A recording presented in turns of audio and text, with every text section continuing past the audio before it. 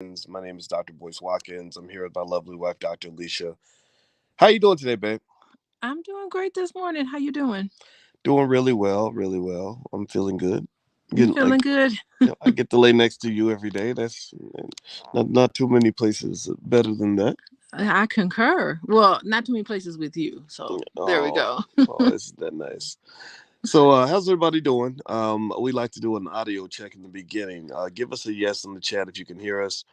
Let us know if we're coming through okay. We want to make sure that all the audio is good because you guys know sometimes there's an audio challenge and we're talking to ourselves, so we just want to make sure we're coming through all right. So give us a yes in the chat if you can hear us.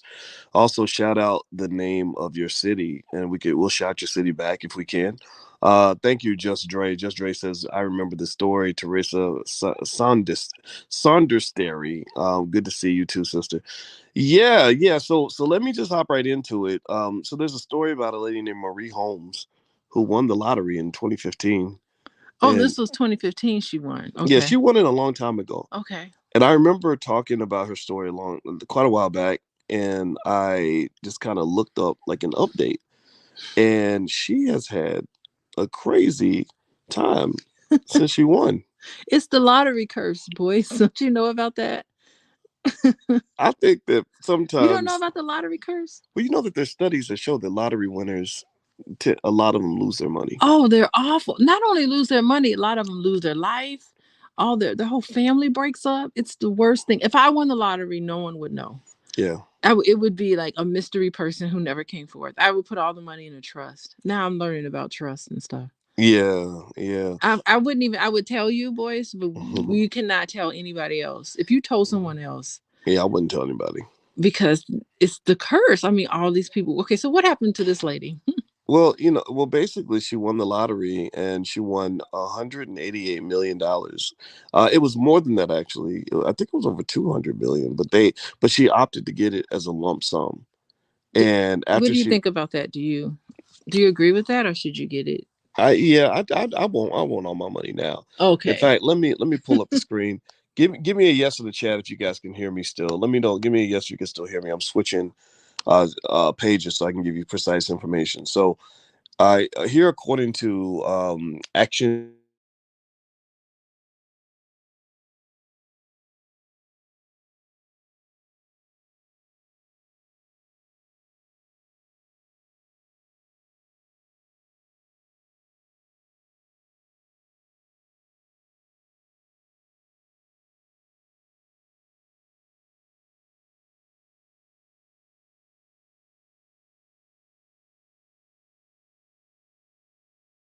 $188 million, and only kept, by the time the taxes were out of it, she kept 88 million.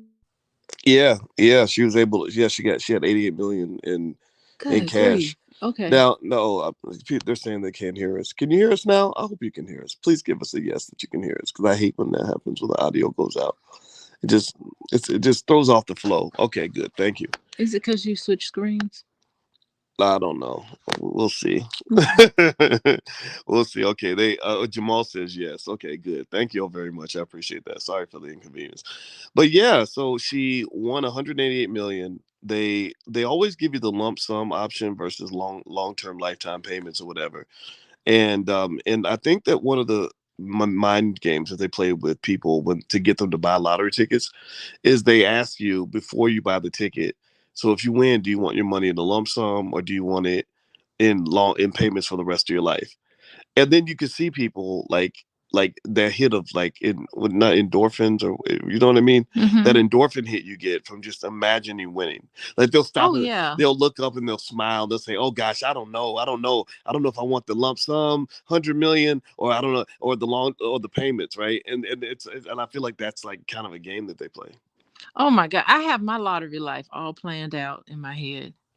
I Yeah. know exactly what I'm going to do if I win the lottery. Yeah. Yeah, I'll have it all. I What would you just, do if you won the lottery? oh, I already told you I wouldn't tell a single soul. Okay, what I wouldn't else? tell What would you do after you anybody. didn't tell anybody? I would do charitable things. Mm-hmm. But I would definitely take care of me and take care of my family. But they would never. I would do it in a way where they wouldn't know. I would probably build black owned schools all across the country. That would be fun. Oh yeah, that's what I would invest in. I'd Yeah. invest in a lot of stuff. Yeah, that would be good. Okay, so anyway, do me a favor, hit the thumbs up button, thumbs up, thumbs up, thumbs up. You're listening to Pillow Talk with Dr. Boyce and Dr. Alicia Watkins. Alicia's website is on the screen, coachingwithdralicia.com. So anyway, and let me know, keep telling us if you can hear us, because some of y'all are saying you can hear us, some of you are saying that you can't, which is I cannot hear super us. confusing to both of us. But anyway, Hmm. all right, so here's what I think is very interesting, right? Um, so she ends up winning the lottery, and then she ends up in a lot of legal issues. And so the first one I saw was where her pastor sued her, basically saying, she promised to give $10 million or something to buy some land, or maybe put it in the building fund or whatever. And um, she gave the pastor like $700,000, according to what the media is saying. Uh-huh. And the pastor got pissed. The pastor said, "You promised to give, whatever amount of money, whatever millions it was." So the pastor sued her. Wait, is that in writing or something? Like, how can you sue someone for not giving you enough money? I think I'm not sure, but I wonder if you make a charitable pledge and you pledge a certain amount of money, and they get you to maybe sign a pledge or agree to something. Like, think about it. If you like, imagine you're like a silent auction for charity, and you bid the highest bid for something, for a piece of art. Well, you Do got to you pay for really that think art. that's what happened? I don't know. I know the pastor was took her to court, and he was like, You need to pay me what you owe. Pay me what you agreed to pay." Interesting. So there must be some legal precedent on that. So what happened with the boyfriend? Why did the boyfriend sue her? Well, wait. Let's talk about the pastor first. Okay. All So right. here's my thing with the pastor, right? Uh-huh. See, this is why I wouldn't be promising nobody nothing. I'd be like, you know what? You should be glad I put $20 in your damn collection plate. Not if you got 88 million in the bank. They'd be like, how you cheap? People be looking at you side-eyed, boys. Well, I think that this is also an example of. I mean, there is a school of thought that says that in the worst case scenarios, some churches consist of leadership that exploits black women. Black women are the most religious group of people in the country, Well, yeah. and you know, Mhm. and this idea that you win $88 million and you're immediately going to give $10 million to the church, that right there don't sit right with me. It's supposed to be your tithes. You got to pay your tithes. Why can't you just give the money directly to Jesus? Jesus don't need Do the God's money. work. Why I got to go through it? Jesus was poor. Jesus didn't want any money. That's so true. Well, you know what? I tell you what. I personally wouldn't. I don't understand. I would advise her against it. And I think that what happened, from what I read, was that she had advisors in her corner. Somebody basically sat her down and said, "Look, girl, don't be giving them all that money." And so she Okay. had a change of heart, and apparently told the pastor, "I'll give you this much, but not that much." And the pastor got pissed. Got upset and is gonna sue her. Yeah, so Okay. it's almost like a type of abuse, though. Like, where, not to say the pastor was deliberately doing it one way or the other, but you can imagine the scenario, right, where you got a good-hearted person who never had any money before. Suddenly they got all the money in the world. People Mm-hmm. are going to be rushing to try to control her. Mm-hmm. Mm-hmm. She has to have a good team of people around her for sure. Yeah, she need Uh-huh. protection. Oh yeah. Yeah, so I would imagine in that situation, um she shouldn't even be talking to anybody. Yeah, it's almost like you just need to get a whole new set of friends, a whole new set of everybody, Well, didn't you and just pick and decide who's coming with you on your journey, mm-hmm. and that's it, and well, just weren't disappear. well, weren't you and I talking about that? How you said you noticed a long time ago that a lot of wealthy people don't want to even make any new friends, or don't want to talk to anybody, or something. Mm-hmm. You said something about that. What was it you said? I can't remember what I said, but that sounds like something I would say. Yeah. Because it's hard. You don't know if someone is like friends with you because they really like you, or if they're friends with you because of what you got. They know that you have that. That's why it's important not to tell anybody. Mm. We'd have to come up with a scenario where we could still do some of the things that we're doing, but people don't know how we got the money. But didn't Janet Jackson have that problem where she said she couldn't figure out who wanted to really be her friend versus people that were just excited to be friends with Janet Oh Jackson? my goodness, celebrities! I don't know how they do it. Celebrities really have a very tough time. I mean, they're Mm. people just like us, Well, with the extra special talent. They have this special talent, but they're just people, and they want to make friends. They want to have a normal, so quote unquote normal life, and it's impossible. So you have to come to grips with that. It's the curse of the lottery. It's a curse of being famous too. Yeah. Well, Yeah.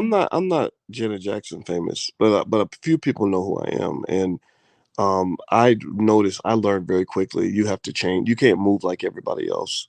You can't have just anybody around you. You've got threats around you. You got people that want something. Almost not everybody, but it's not surprising when people want something.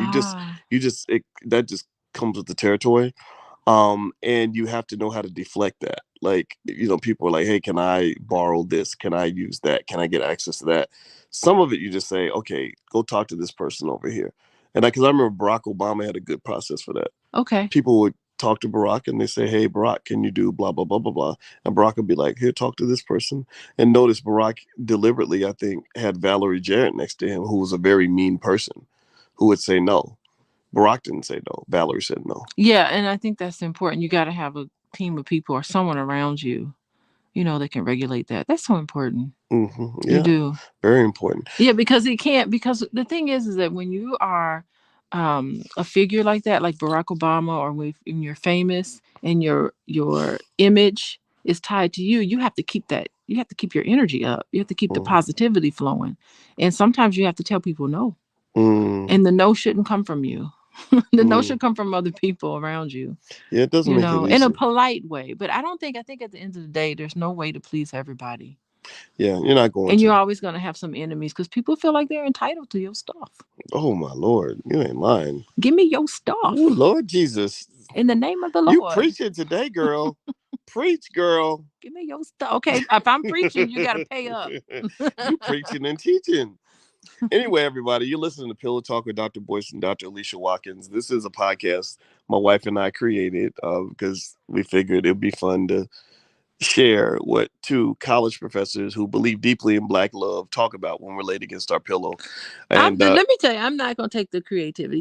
It's your creativity. I just enjoy being on here and talking to you. yeah, I think it's fun. It's such a treat. Yeah, I think Pillow Talk is Your great. little mind is such a treat, boys. Oh, thank you. And you were Just so call me good the this weekend. snack. You were so good this weekend, by the Oh, way. we went to Detroit. Yes, we went to Detroit. Detroit was so much fun. Your keynote speech was like electric, boys. What? It was so. I was your biggest fan in the audience. Well, shout out to the United Front, the Black Business League, the Detroit Chamber of Commerce. Yeah, they hosted us, right? So that's the nice Look at host. you. I came into the hotel and I saw that and I said, "Gosh, I look so serious." That's the picture And someone on your team sent you over. know I'm sure what? you didn't And send you the know picture. what? That is a side of me. I got my real serious side, and You do. yeah, but then I got my like I love Alicia side, Oh, look and at there us she is, together right looking there. good. I thought that was a Gucci belt you had on, but you don't No, like. I have it's a knockoff Gucci belt. It's a Gucci belt. I Well, stole it from my daughter. She got it from Sheen. yeah, you're looking awfully cute there, ma'am. I'm rocking my knockoff I look Gucci. so average next to you. No, you Oh do my god, not. Look at you in your purple. you think so? You're looking You royal. like my purple? Yeah. It does something to you.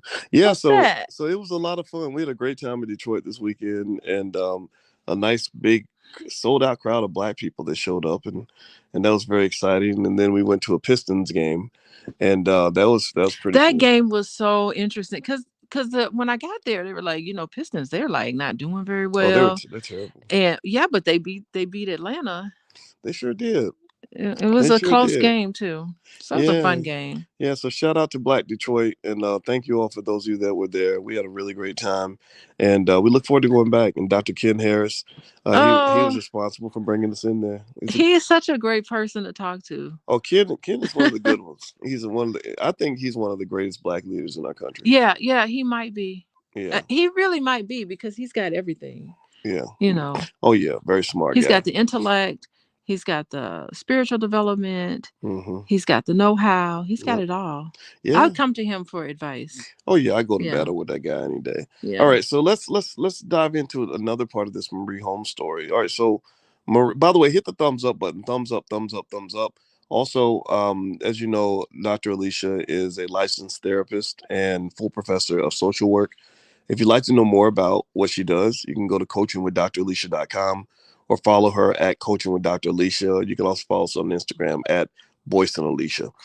All right. So the thing. So here's another interesting thing. So Marie Holmes didn't just get sued by her pastor; she also got sued by her ex boyfriend. And her ex boyfriend, it's kind of crazy. He was a um apparently a drug dealer, or at least he got arrested for it several times. And He got arrested for using drugs or possession or selling, yeah, sell he was intent to slinging. sell. Okay, Yeah, slanging. he was Okay. the dope man. Okay. Don't get high off your own supply. Anyway, so he was selling a lot of heroin, and apparently he continued. I guess maybe he saw the lottery as an opportunity to expand his growing heroin empire. I have no idea. He's an entrepreneur, You would Boyce. think that, like, but just you would think that, like, my baby mama just won the lottery would be like your opportunity to exit the game. No, he amped up the Oh, game. he double. It sounded like he might have doubled down on the game because he got arrested several times, and the bail, and what happened is with the court they base your bail on your ability to pay.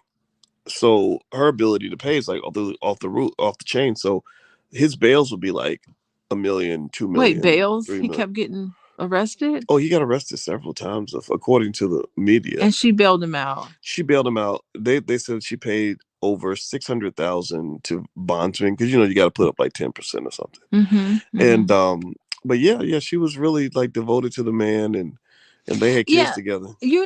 of all people, I'm an advocate that all of us come into relationships with baggage. And you don't look at that baggage and throw the person away, I don't think. I think if there's something there between the two of you, that you help to work through all of that. But I don't know if this applies to this lady. So I'm what? all about helping people work through their Okay, stuff. baggage. So what if the baggage? What if my baggies got heroin in If you slanging bags, that them? ain't the type of lifestyle, Yeah, I that's mean, really, conducive. no, in all Mm-hmm. seriousness, I want to ask you, as a relationship therapist, Mm-hmm. you got a client in your office. That's a scenario, right? She Okay. won a whole lot of money. Yeah. She ain't never had money, Mm-hmm. and she is madly in love with her baby daddy, who keeps going to jail over and over again, and she keeps bailing him out. Right. What do you say to that client in your office? I'd get right on into her feelings. How does it feel to keep bailing them out? How do you see your future with this person? Okay. What do you see? What do you want for yourself? Can you live the rest of your life like this? Mm, It's not my job as a therapist to make decisions for people, but it is my job as a therapist to ask critical thinking questions. Like, do okay. you see yourself living the rest of your life like this? How do you want to live? Okay. You, you So it's know, more like a matter of getting her to reflect yeah, getting on her the to think choice about it. and to Hmm. kind of, decide, is this the life that you want? Yeah. Yeah. And I'd probably bring him in.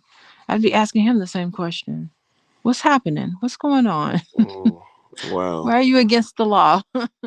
Here's what's going to happen to you. Consequence. I talked to him about consequences of his behavior. Mm, And then, I mean, you let them make their own decisions. I mean, she could keep, if it makes her happy to keep bailing him out 100 times, then you just process that with people. It's not my job to tell people what to do. I don't, as a therapist, I rarely tell people what to do. if you Believe it or not. if I won the lottery, I would bail you out. You'd bail me out, right? Yeah. But what if I just kept slanging? I would bail you out like twice. After the second time, I'd be like, this is your last chance. Yeah, but I mean, here's the thing. Like, we when we love people and we're in relationships with other people, we bail them out a lot. Preach. Keep We bail talking. them Keep out, talking. and so we have the hope for the future to be better, and we give in to people's promises. Oh, I promise this will be my last time. I Mm, won't do this. If things will get better, and if that person's not making measurable changes, like, it's one thing, like, as a therapist we talk about things, so I like to process things and talk about them. But if you're really unhappy in a relationship, the other person has to make measurable s- physical behavioral changes. so you need And if they don't, like proof of concept, like yeah, proof that you're changing, not just you words. just have to change it has to be seen in your behavior when you're at that kind of apex. Because Okay. how many times are people bailing other people out without they just when they see you calling them, they just put that call onto voicemail. Yeah, It have nothing to do with you. well, a lot of people would say that Marie was stupid for bailing her boyfriend out all those times. I don't see it that It's way. the Achilles heel of the black Yeah. woman. Eh, We love black men. We love our mhm, religion. It's the two things we love more than mm, anything. uh, And it has mm. now like stung us in a way. Well, it stings you if it stings you, right? But that we know that not every pastor is going to harm you. Not every black man is going to harm you, right? So I think it's a matter of choosing the wrong situations that can cause you problems, right? Hmm. Because I mean, I know plenty of black pastors who would never do that to anybody, right? And I know a lot of black men who Hmm. wouldn't do that. But money is a hell of a drug. Oh, Money. money's supposed to bring happiness, boys. Yeah, What happened to right. this lady?